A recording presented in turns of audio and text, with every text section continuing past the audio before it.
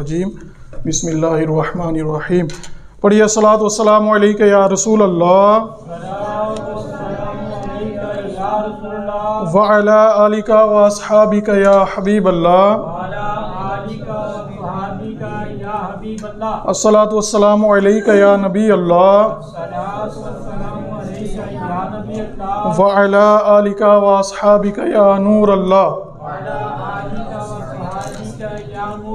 نویت سنت الاعتکاف۔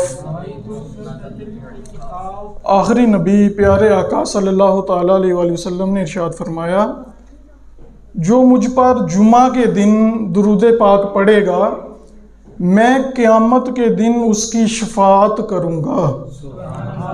صلو علی الحبیب صلی اللہ تعالیٰ علی محمد صلی اللہ تعالیٰ علیہ وآلہ وسلم۔ حافظ سبط الحسن صاحب ماشاء اللہ بہت شکریہ آپ کا، ان کو میں آل راؤنڈر بھی کہتا ہوں، تلاوت کرتے ہیں، نعت پڑھتے ہیں، ماشاء اللہ مقابلہ ہی کوئی نہیں، ماشاء اللہ ہر چیز میں ماشاء اللہ بہت بہترین کارکردگی دکھاتے ہیں۔ تو مجھے کہہ رہے تھے اس جمعے کو کیا کرنا ہے، میں نے کہا آپ صاحب مصروفیت تو بہت ہے، یہ تو نہیں کہا ویسے مصروفیت ہے بہت، تو میں نے کہا یار میں نا ریاکاری کے اوپر تھوڑی سی چند باتیں بیان کروں گا، دکھاوے کے اوپر کہ عبادت میں جو دکھاوا ہے اس سے کیا نقصان ہو سکتا ہے، تاکہ سب سے پہلے تو میرے اندر دکھاوا نہ آئے مکے مدینے جا کے، اور اس کے بارے میں تھوڑی سٹڈی کروں گا، پڑھوں گا تو چلو موقع مل جائے گا پڑھنے کا، تو اس سے فائدہ یہ ہوگا کہ ریاکاری جو ہے وہ دکھلاوے سے بچوں گا۔ تو آئیے ہم ریاکاری دکھلاوا عبادت کے اندر کیا نقصان پہنچاتا ہے اس بارے میں سنتے ہیں۔ قرآن پاک میں اللہ تعالیٰ نے ارشاد فرمایا، یا ایھا الذین آمنوا لا تبطلوا صدقاتکم بالمن والأذى کالذی ينفق مالہ رئاء الناس۔ ترجمہ، اللہ پاک فرماتا ہے اے ایمان والو اپنے صدقے باطل نہ کرو، احسان جتا کر اور ایذا یعنی تکلیف دے کر، اس کی طرح جو اپنا مال لوگوں کے دکھاوے کے لیے خرچ کرے۔ اس کی تفسیر کے اندر لکھا گیا کہ جس طرح منافق اللہ کی رضا کے لیے مال اللہ کی بارگاہ میں خرچ نہیں کرتا بلکہ دکھانے کے لیے اللہ کی راہ میں مال خرچ کرتا ہے، اس کا مال ضائع ہو جاتا ہے۔ جس طرح کوئی بندہ کسی پر نیکی کرے اور احسان جتلائے کہ میں نے تم پر یہ احسان کیا تھا، اور دوسرے کو تکلیف دے، تو اس کے جو سارے صدقے ہیں، سارا جو اس نے اللہ کی راہ میں بھی دیا تھا لیکن اس نے احسان جتلایا، دوسرے کو تکلیف دی، اس کا یہ سارا عمل ضائع ہو جائے گا۔ یہ قرآن پاک میں اللہ پاک نے ارشاد فرمایا۔ پیارے آقا صلی اللہ تعالیٰ علیہ وآلہ وسلم نے فرمایا، مجھے تم پر سب سے زیادہ شرک اصغر، ریا یعنی دکھلاوے میں مبتلا ہونے کا خوف ہے۔ اپنی امت کے بارے میں فرما رہے ہیں کہ مجھے سب سے زیادہ خوف اپنی امت پر اس چیز کا ہے کہ میری امت دکھلاوے میں مبتلا ہو جائے گی۔ اللہ پاک قیامت کے دن کچھ لوگوں کو ان کے اعمال کی جزا دیتے وقت ارشاد فرمائے گا کہ ان لوگوں کے پاس جاؤ جن کے لیے دنیا میں تم دکھاوا کیا کرتے تھے، اور دیکھو کہ کیا تم ان کے پاس کوئی جزا پاتے ہو۔ علماء بیان فرماتے ہیں قیامت کے دن اللہ پاک لوگوں سے ارشاد فرمائے گا جو ریاکاری کیا کرتے تھے، دکھلاوا کیا کرتے تھے، اللہ پاک فرمائے گا او دکھاوا کرنے والو نکل جاؤ میری بارگاہ سے، جاؤ ان کے پاس جن کو دکھانے کے لیے عمل کیا کرتے تھے، آج جا کے ان سے جزا لو۔ جن کو دکھانے کے لیے اللہ کی راہ میں خرچ کرتے تھے لوگ مجھے مالدار کہیں، جاؤ ان سے جا کے جزا لو۔ جن کو دکھانے کے لیے نمازیں پڑھتے تھے لوگ مجھے نمازی کہیں، جاؤ ان سے جا کے نماز کا اجر لو۔ حضرت سیدنا ابو ہریرہ رضی اللہ تعالیٰ عنہ سے روایت ہے کہ پیارے آقا صلی اللہ تعالیٰ علیہ وسلم نے ارشاد فرمایا، قیامت کے دن اللہ اپنے بندوں کے درمیان فیصلہ کرنے کے لیے ان پر اپنی شان کے مطابق تجلی فرمائے گا۔ یعنی قیامت کے دن جب حساب کتاب ہوگا تو اللہ پاک وہاں پہ تجلی فرمائے گا، جیسے ہم کہتے ہیں کوئی بندہ آ گیا ہے، اسی طرح اللہ پاک تجلی فرمائے گا۔ اس وقت ہر امت گھٹنوں کے بل کھڑی ہوگی، سرکار فرما رہے ہیں اس وقت ہر امت گھٹنوں کے بل کھڑی ہوگی، سب سے پہلے جن لوگوں کو بلایا جائے گا ان میں ایک قرآن کریم کا حافظ ہوگا۔ قیامت کا میدان لگا ہے، سب سے پہلے ایک حافظ کو بلایا جائے گا، دوسرا راہ خدا میں مارے جانے والے کو، شہید ہونے والے کو بلایا جائے گا، اور تیسرا مالدار کو بلایا جائے گا۔ پیارے آقا صلی اللہ تعالی وسلم نے فرمایا اللہ پاک حافظ سے ارشاد فرمائے گا، جس نے قرآن پاک حفظ کیا ہوگا، کیا میں تجھے اپنے رسول پر اتارا ہوا کلام میں نے تجھے نہیں سکھایا؟ حافظ کہے گا کیوں نہیں، اے رب عز و جل تو نہیں سکھایا تھا؟ اللہ پاک ارشاد فرمائے گا پھر تو نے اپنے علم پر کتنا عمل کیا؟ وہ حافظ عرض کرے گا یا رب میں دن رات اسے پڑھتا رہا۔ اللہ پاک ارشاد فرمائے گا تو جھوٹا ہے۔ اسی طرح فرشتے بھی کہیں گے تو جھوٹا ہے۔ پھر اللہ پاک اسے ارشاد فرمائے گا تیرا مقصد یہ تھا کہ لوگ تیرے بارے میں یہ کہیں کہ فلاں شخص قاری قرآن ہے اور وہ تجھے دنیا میں کہہ لیا گیا۔ یعنی کہ بندہ اس لیے قرآن پاک پڑھتا رہا کہ مجھے لوگ کہیں واہ کیا بات ہے، بڑی پیاری آواز ہے قاری کی، تو اللہ پاک فرمائے گا تجھے دنیا میں کہہ لیا گیا۔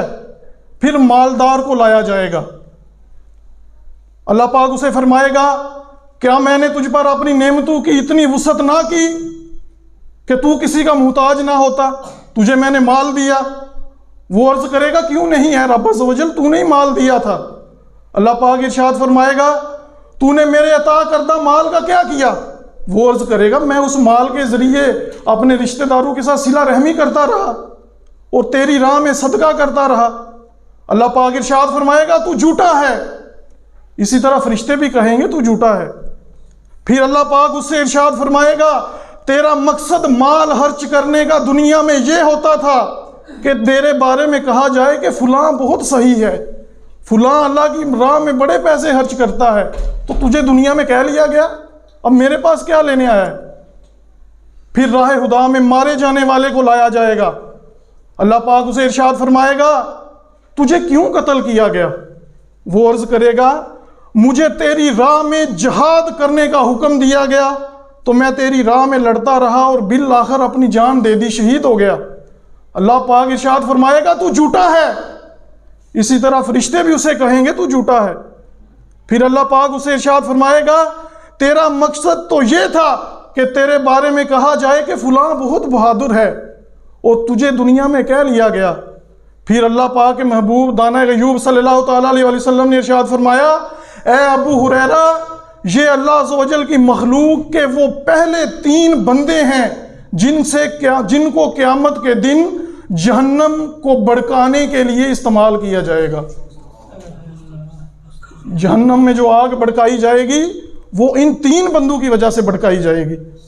ہمارے لیے کتنا بڑا سبق ہے اس کے اندر کہ ہم جو بھی کام کریں اللہ کی رضا کے لیے کریں، کسی کو دکھانے کے لیے ہم کیوں کریں عمل؟ یا کسی نے ہمیں کیا دے لینا ہے؟ ہمیں منہ کے اوپر تعریف کر دیں گے، پیچھے جا کے کہیں گے دکھاوا کرتا ہے، ہم بڑے خوش ہوں گے جی۔ تو اللہ کے لیے اگر عمل کرے بندہ، جو عمل ہو بے غرض اس کی جزا کوئی اور ہے، اللہ پاک نے اس کی جزا دینی ہے۔ کسی کی اگر ہم خدمت کرتے ہیں، دراصل ہم کہہ دیتے ہیں کہ یار نہیں یہ میں نے اللہ کے لیے کی ہے، لیکن جو دل کی نیت ہے نا، اللہ پاک دل کی نیتوں کو جانتا ہے۔ اب ہمیں پتہ ہے ہماری نیت کیا تھی۔ کیا ہماری نیت یہ تھی کہ میں کسی کو بتاؤں گا کہ یار میں نے اللہ کی رضا کے لیے پیسے دیے؟ ہو سکتا ہے دل میں یہ نیت ہو کہ اس کو پتہ تو چلے نا کہ میں نے دیے، وہ تو ہم نے منہ سے کہہ دیا اسے کہ میں دکھلاوے کے لیے نہیں دیے، لیکن دل میں یہ تھا کہ یار یہ بندے کو پتہ چلے، یہ دوسروں کو بھی بتائے۔ اسی طرح پیارے آقا صلی اللہ تعالیٰ علیہ وسلم نے شرک اصغر کہا، اس کو ریاکاری کرنے کو شرک اصغر کہا گیا۔ آئیے چند احادیث سنتے ہیں کہ پیارے آقا صلی اللہ تعالیٰ علیہ وسلم ریاکاری کے بارے میں کیا فرماتے ہیں۔ ہمارے پیارے نبی آخری نبی صلی اللہ تعالیٰ علیہ وسلم نے فرمایا اللہ پاک نے ہر ریاکار، ہر دکھلاوا کرنے والے پر جنت حرام کر دی ہے۔ جو مرضی کرتا رہے، تہجد پڑھتا رہے، لوگوں کو بتاتا رہے، 5 نمازیں پڑھے لوگوں کو بتاتا رہے، اللہ کی راہ میں مال خرچ کرے لوگوں کو بتاتا رہے، روزے رکھے نفلی روزے رکھے لوگوں کو بتاتا رہے میں نے یہ نیک کام کیا، یہ نیک کام کیا، یہ نیک کام کیا۔ پیارے اور آخری نبی صلی اللہ تعالیٰ علیہ وسلم نے فرمایا اللہ پاک نے ہر ریاکار پہ جنت ہی حرام کر دی ہے، کیوں بتا رہا ہے لوگوں کو؟ ایک مرتبہ امیر المؤمنین حضرت سیدنا عمر فاروق اعظم رضی اللہ تعالیٰ عنہ نے حضرت سیدنا معاذ بن جبل رضی اللہ تعالیٰ عنہ کو روتے دیکھا تو پوچھا کیوں رو رہے ہو؟ عرض کی گئی میرے رونے کا سبب وہ حدیث پاک ہے جو میں نے رسول اللہ صلی اللہ تعالیٰ علیہ وسلم سے سنی ہے کہ آپ صلی اللہ تعالیٰ علیہ وسلم نے ارشاد فرمایا ادنا ریا بھی شرک ہے، تھوڑا سا دکھلاوا بھی شرک ہے۔ اگر بندہ کہے کہ یار چلو میں اللہ کی رضا کے لیے نماز پڑھتا ہوں، مجھے نمازی بھی کہہ لیا جائے، یہ جو اس کے دل کے اندر آیا کہ مجھے نمازی کہہ لیا جائے، اس سے بھی منع کیا گیا۔ اگر کوئی نعت پڑھتا ہے اور اس کے دل میں آتا ہے یار مجھے لوگ کہیں کہ واہ کیا بات ہے، تھوڑا سا بھی اس کے دل میں اگر آ گیا کہ لوگ مجھے واہ کہیں، لوگ میری تعریف کریں، یہ بھی ریا ہے۔ پیارے آقا صلی اللہ تعالیٰ وسلم نے فرمایا ادنا سی ریا بھی شرک ہے۔ پیارے آقا صلی اللہ تعالیٰ وسلم نے فرمایا جنت کی خوشبو 500 سال کی مسافت سے آئے گی۔ 500 سال کے اگر بندہ سفر کرے، اس کی پوری تفصیل ہے کہ اگر بندہ سفر طے کرے، فاصلہ طے کرے تو 5 سال کی مسافت سے جنت کی خوشبو آئے گی، مگر آخرت کے عمل سے دنیا طلب کرنے والا اس خوشبو کو بھی نہ پا سکے گا۔ 500 سال کے مسافت، 500 سال کے سفر کے دور سے جنت کی خوشبو آنا شروع ہوگی، اور جو دکھلاوے کے لیے عمل کرتا ہوگا اس کو وہ خوشبو سونگھنا بھی نصیب نہیں ہوگا، جنت میں جانا تو دور کی بات۔ پیارے آقا صلی اللہ تعالی وسلم نے فرمایا جو شہرت کے لیے عمل کرے گا کہ میں مشہور ہو جاؤں، جو شہرت کے لیے عمل کرے گا اللہ پاک اسے رسوا کرے گا۔ ہولے کیسے تو مشہور ہوتا ہے، اللہ پاک نے اسے رسوا کرنا ہے، کیسے مشہور ہوگا؟ اللہ پاک نے اسے ذلیل کرنا ہے۔ پیارے آقا صلی اللہ تعالی وسلم نے فرمایا جو شہرت کے لیے عمل کرے گا اللہ پاک اسے رسوا کرے گا، جو دکھاوے کے لیے عمل کرے گا اللہ پاک اسے عذاب دے گا۔ کیا ہم کر لیں گے کسی کو دکھا کر؟ کسی سے ہم کیا لے لیں گے؟ کسی بزرگ سے پوچھا گیا کہ ریاکار کون نہیں ہے؟ جو ریاکار نہیں ہوگا وہ مخلص ہوگا، اس کے اندر اخلاص ہوگا۔ تو بزرگ سے پوچھا گیا کہ مخلص کون ہوتا ہے؟ تو انہوں نے ارشاد فرمایا مخلص اخلاص والا، ریاکاری سے بچنے والا وہ ہے جو اپنی نیکیاں اس طرح چھپائے جس طرح اپنے گناہ چھپاتا ہے۔ جس طرح گناہ سے ہوتا ہے نا بندے کو یار پتہ نہ لگ جائے، کہیں میرے گھر میں پتہ نہ چل جائے کہ میرے موبائل میں فلاں لڑکی کی تصویر ہے، میرے فلاں رشتہ دار کو پتہ نہ چل جائے کہ میرے موبائل میں یہ چیز ہے، تو بندہ چھپاتا ہے اپنی برائی کو۔ تو پیارے یہ ہمارے بزرگ ہیں، یہ فرماتے ہیں کہ جس طرح اپنی برائی کو چھپاتے ہو نا، اسی طرح نیکیاں بھی چھپاؤ، یہ اخلاص ہے، یہ ہے ریاکاری سے بچنے کا طریقہ۔ اسی طرح ایک اور بزرگ سے عرض کی گئی کہ اخلاص کیا ہے، تو بزرگ فرماتے ہیں اخلاص کی انتہا یہ ہے کہ وہ بندہ جو نیک عمل کرتا ہے اس کے اندر خواہش ہی نہ پیدا ہو کہ لوگ میری تعریف کریں۔ یہ ہے اخلاص، یہ ہے ریاکاری سے بچنے کا نسخہ۔ پیارے آقا صلی اللہ تعالی وسلم نے فرمایا اعمال کا دار و مدار نیتوں پر ہے کہ بندے کی نیت کیا ہے، اور ہر شخص کے لیے وہی ہے جس کی وہ نیت کرے۔ یہ مین چیز ہے، یہ نیت، دل کا ارادہ، اور اس کو نہ کوئی ایکسرا دیکھ سکتا ہے، نہ اس کو کوئی ایم آر آئی دیکھ سکتا ہے کہ ایم آر آئی کروائیں اور دل کی نیت کا پتہ چل جائے، ایکسرا کروائیں تو دل کی نیت کا پتہ چل جائے۔ اس کو جانتا صرف وہ ہے جس کا وہ دل ہے، اور اس کا اللہ جانتا ہے۔ اور نیت کے بارے میں ہے کہ اگر بندہ نیت اچھی کر لے اپنی، اگر کسی کو مال دیتا ہے، فرض کریں یہاں پہ اگر اعلان ہوتا ہے کہ جی مسجد میں فلاں چیز کی ضرورت ہے تو آپ پیسے دے دیں، اب بندہ دل میں نیت کر لے کہ میں اس لیے پیسے دے رہا ہوں کہ میری طرف دیکھ کر لوگ ترغیب حاصل کریں گے اور دیں گے پیسے کہ یار اس نے دیے میں بھی دوں۔ اگر اس کے دل میں پکی نیت یہ ہے تو پھر اس کو یہ بتانے کا بھی ثواب ہے۔ اسی طرح بندہ نعت پڑھتا ہے، اس لیے پڑھتا ہے کہ لوگوں کے دل میں مکے مدینے کی محبت پیدا ہو، پیارے آقا صلی اللہ تعالیٰ علیہ وسلم کی محبت پیدا ہو، اس لیے نعت پڑھتا ہے خوبصورت آواز میں، تو اسے نعت پڑھنے کا بھی ثواب ہے۔ تلاوت اس لیے کرتا ہے کہ لوگوں کے دل میں قرآن کی محبت پیدا ہو، اس کو یہ تلاوت کرنے کا بھی ثواب ہے۔ لیکن دل کی نیت صحیح ہونی چاہیے بندے کی۔ اللہ پاک ہمیں اپنی نیتوں کو اچھا کرنے کی توفیق عطا فرمائے، آمین بجاہ النبی الامین صلی اللہ تعالیٰ علیہ وآلہ وسلم۔ اللہ پاک کے کرم سے اللہ پاک کا بہت شکر، جتنا بھی ادا کریں بہت کم ہے، اور پیارے آقا صلی اللہ تعالیٰ علیہ وآلہ وسلم کی نظر عنایت ہے کہ والدین کی دعاؤں سے انشاءاللہ عمرہ کرنے کی سعادت حاصل ہو رہی ہے۔ انشاءاللہ اگلا جمعہ جو ہے وہ مدینے میں غالباً ہوگا، اور اس سے اگلا جمعہ مکے میں انشاءاللہ پڑھنے کی سعادت حاصل ہوگی۔ نیت میری بتانے کی یہ ہے کہ اللہ کی نعمت کا اظہار کرنا چاہیے، تحدیث نعمت کرنی چاہیے، اور دوسری نیت بتانے کی یہ ہے کہ آپ سے دعا کرواؤں، کیونکہ حضرت موسیٰ علیہ السلام نے اللہ سے عرض کیا، اللہ نے حضرت موسیٰ علیہ السلام کو ارشاد فرمایا کہ اے موسیٰ مجھ سے مانگ، تو حضرت موسیٰ علیہ السلام نے آگے سے جواب دیا کہ اے اللہ میں گناہ گار بندہ ہوں۔ اللہ کا نبی گناہ نہیں کرتا، ویسے اللہ کے نبی پاک ہوتے ہیں، معصوم ہوتے ہیں۔